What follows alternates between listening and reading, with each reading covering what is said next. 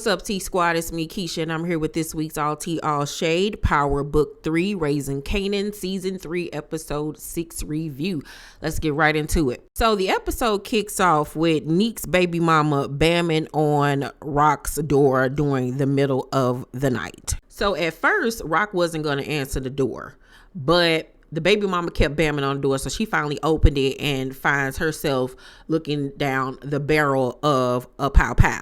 So the baby mama, hair all over her head, child, her wrap is all frizzy and fuzzy, child, and she like, where is Neek at? I know you did something to him. Where is he at? Where is he at? And Rock was like, girl, I don't know. He is not here, but you need to put that pow pow down, girl. Like, this ain't even you. You are not about that life. And if you gonna pull that trigger, you better make sure you hit your target.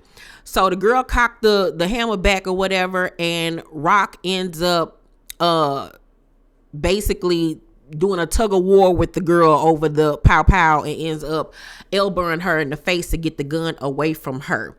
So the girl calmed down. After Rock reiterates once again, the girl, I don't know where that man is. So she get a girl a little ice pack, and the baby mama was like, you know, the tailor shop is a mess. It's blood everywhere. Ain't nobody heard from him in a week. I don't know what's going on. So Rock was like, what Ronnie say?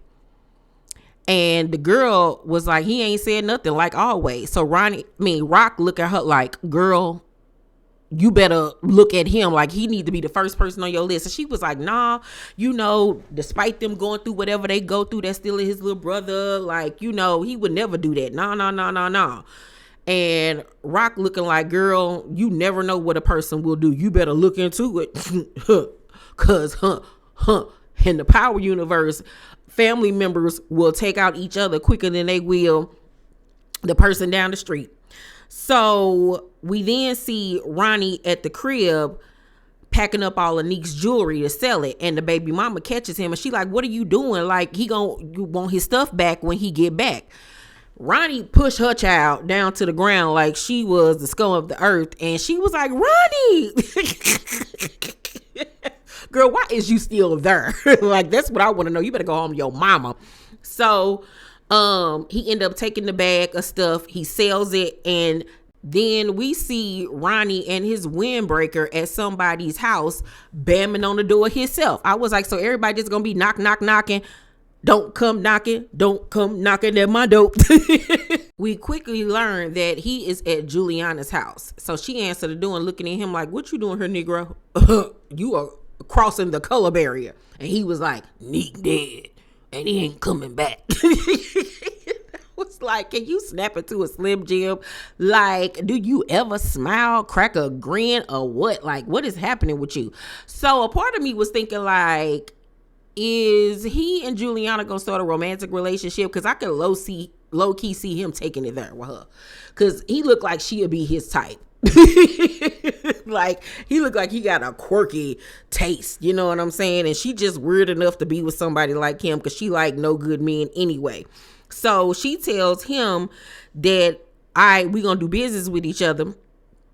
It can only be between me and you. No, nobody need to know. She asks him how much he want to cop, and she get him laced up with some heroin. After that, we go to Lou at his little makeshift studio, and Famous is in the booth rapping. But Famous is in the booth once again running his dang old mouth. Like, how many times Kanan gotta tell him to stop rapping about the stuff that they go through? So he all in the booth telling on himself about how he murked the old boy. And Lou tells him, you know, once he kind of get nervous and want to stop, like, you need to purge that to get that off your head and off your chest or whatever. So he continues to rap.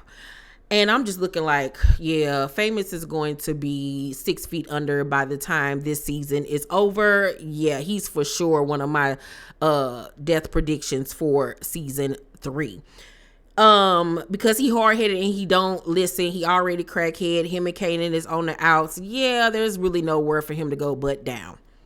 So after that, Famous tells Kanan back at the crib that he know who put the pow pow in his book bag. And he like, what? And he was like, yeah, it was your mom. And Kanan was like, and you just not telling me this? Like, what is you, like, huh? What type of time is you on? And he was like, you don't know how hard it was for me to keep this from you or whatever, but your mom is scary, which she is. And I do admit that. But Kanan know Famous. And he was like, nah, she paid you off. And we all know you would do anything for $1. So he was like, you know what, you scared of her, you need to be scared of me too, because I'm just as scary. You need to be up out of here by the time I get back. And I'm like, how you kicking him out his own apartment? Like, what? And Famous on some Kanan, I would have been like, have you lost your mind? I will call your mama on you. I will call your social worker on you. If you don't get up out my face trying to kick me out my house, yeah, you paying the bills, but girl, please. Like, Famous need to get a backbone. So I'm low-key wondering now at this point, is Ronnie gonna unalive Famous, or is Kanan gonna do it? And I can low-key see Kanan doing it because he running his mouth about, you know, unaliving dude or whatever, and he already don't trust him. He is already mad at him. So a part of me can see Kanan being the one that does it, and that being one of the things that really harden him moving forward. And then I could also see Famous going out in a different way and him feeling remorse for it because he treated him so bad before it happened. So it could go either way. So after that, we see Kanan at the crib with Rock arguing about the fact that she set him up. Lo and behold, the social worker outside the door listening to their argument. So she knocked on the door, they let her in, and she asked to speak to Kanan one-on-one. And Rock was looking like, oh, we ain't gonna do this as a family? And she was like, nah, I just want to talk to him. So Rock gave him a look like, you better not say nothing. You better shut your mouth. You better shut it up. Don't you say nothing you ain't supposed to say. And he looking at her like, you gonna go to jail. You going to jail. Like, they so petty. So the social worker thinks that he's doing good. She leaves the crib, and Kanan and Rock are going back and forth because she telling him she loved him and she did all of this to, you know, save him and to help him. And he was like, girl, you don't love nobody. You don't even know how to love nobody. So I ain't even trying to hear nothing you say. So their relationship is even more worse off than what it originally was. So the white guy that Kanan was working with the runners or whatever, is feeling some type of way because Kanan literally took his whole organization and flipped it into his own situation. And now he ain't even got nobody to do his runs for him. And so he goes and confront Kanan like, you gonna have to give me some of my people back. And Kanan was like, look, I don't know what to tell you. Like, everybody getting the bag for me that don't want to work for you. So dude was like, you want me to go to the police? Because I will, sister girl. Okay, don't make me do it. I will pull the race card. And Kanan was like, you don't really want that type of time with me, homeboy. Like, you don't want it. So dude simmer down, and Kanan tells some of the workers like, yo, go handle that light work for me. I have some bigger and better for y'all when I get back. Lo and behold, he didn't know that Ronnie, creepy Chucky doll self, standing right there watching the whole conversation go down. And he come up breathing all on Kanan, talking about some, I want you to come out tonight to whatever bar, and we gonna have a good time, and yeah. And Kanan was like, ain't your brother missing? Like, how's you having a party? He was like, you gonna want to be there. Trust. And then just walk off. Like, that dude is so weird. Like, he need a slice of funfetti cake or something. Like, girl, get your life. He ain't got no cootie cat since he been home. All he do is eat cereal and plot and plan. Like, ew, gross. And iron his clothes because it's obvious Ronnie still used starch. So, we then go to the group performing for some record execs, and they doing their little 1-2 or whatever, and Marvin is sitting off to the side like a proud stage mom. He looked like one of the moms on Dance Moms, and they manager is Abby Lee Miller. And after they get done performing, he clapping his hand like, that's my baby, that's my daughter, y'all need to sign her. She need to be the leader of this suit group because can't nobody out sing her. I can tell you that for sure. So everybody looking at him like, Jukebox, get your daddy. So she is pissed. She pulled him outside and was like, what are you doing? Like, what are you doing? And he was like, what? It's the truth. Like, you need to step up. And she was like, go home. Please, go home. So she mad at him because not only did he embarrass her, but, you know, he trying to take over the situation. And this is her thing, you know. So he leaves dejected. And we see Jukebox and old girl kind of having a little moment again, Aisha, where they kind of like, are we friends? Are we brothers? We happy and we're singing and we're colored? Or you trying to slip underneath the covers with me and play with my cootie cat? That's what it was giving me. So the manager comes in and basically cusses them out and was like, one of y'all got to step up and be Flash, okay? Because ain't nobody the leader of this group, and I've been waiting on one of y'all to do it. So somebody need to step up. And she really was looking at Jukebox to be the one to do it. So now she realizing, okay, my daddy was right. I really do got to put this battery in my back and get this thing really going. So after that, we see Juke at the crib eating cereal before going to school, but she's looking at her acceptance letter from the Army. So she's literally trying to figure out, do I take this opportunity to go to the Army? I don't know if this record thing is gonna work out, if we gonna get signed. I don't really know. Like, so mind you, her daddy don't know nothing about her going and signing up for the Army or anything. I mean, we all know how it's gonna eventually play out, but she's weighing her options at this point. So she tells Marvin that he was right, that she could be the lead of the group. And he was like, see, I told you, like, I'm telling you. And he was like, you know what? My bad. I'm doing too much again. This ain't about me. This about you. And he was like, look, just tell me and show me how I should be a father to you. And she was like, did you hear what you just said? You asking me to tell you how to parent me? And he was like, yeah, now that you said it out loud, I see how dumb that sound. But I don't think that was a dumb question, because their relationship is so complicated, and he's been walking on eggshells to try to make sure he doesn't offend her, overstep his boundaries with her, disappoint her. So I think that honestly was a valid question for Marvin. And I just love Marvin this season. Like, he's so much calmer. He's funny as always. He's just really stepping up to be a great father and a great brother to his siblings and everything. Like, I'm like, everything is going so good for him. The shoe is going to fall at some point. I hope they don't do nothing to him this season. I really don't see it. It would be stupid, especially since he got pow last season. I feel like it'll be dumb to do it all over again this season and take him out. Maybe next season, him or Lou. But this season, nah. I can most definitely see another big death being this season. Famous, I can see him going. Some gotta give though with Lou, like, cause I'm tired of him going through this Drake, Frank Ocean era of his. Like, he's really working my nerves. So then we see Howard confirmed to Rock when they meet up in a parking garage that Neek is dead. Like, they ain't got the actual proof, but all signs are showing that he ain't here no more. So of course, you know, that kind of touched her little heart, cause that was her little boo thing. He was over there cracking her back on a regular. And after that, we see Rock go to the bar and apologize to Lou for not being there for him when he opened up the bar and everything. And he still ain't checking for her, and he blames her for the way his life turned out, because he was like, I'm your little brother. Like, I followed you around. You pushed me in the wrong direction. And she was like, look, you can't blame everything on me.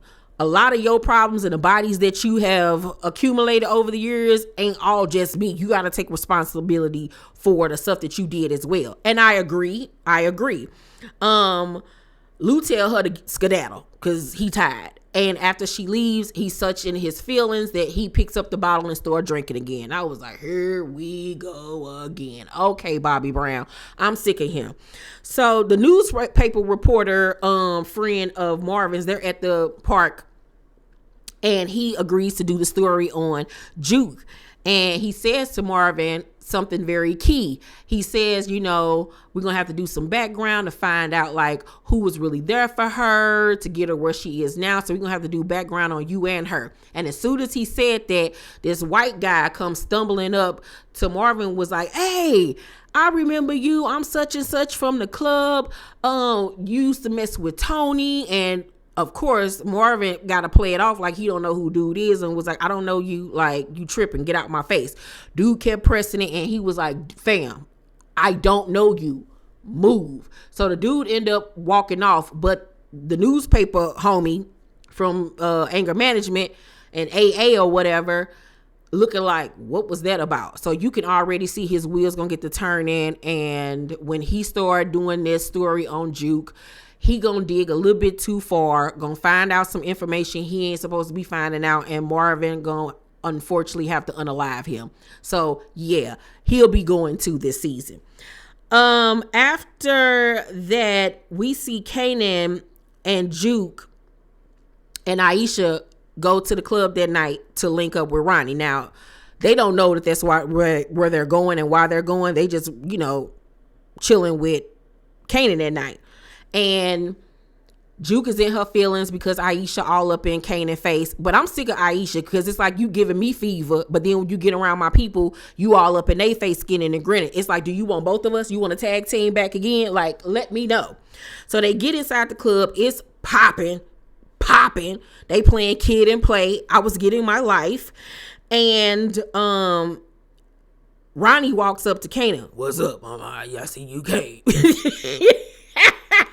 And Juke like, why are you even having a conversation with this dude? Like, huh? So then she asked the question because Kanan in the elevator up mentioned that him and Famous on the outs. And she like, why? Like, that's your man. Like, why are you on the outs with Famous of all people?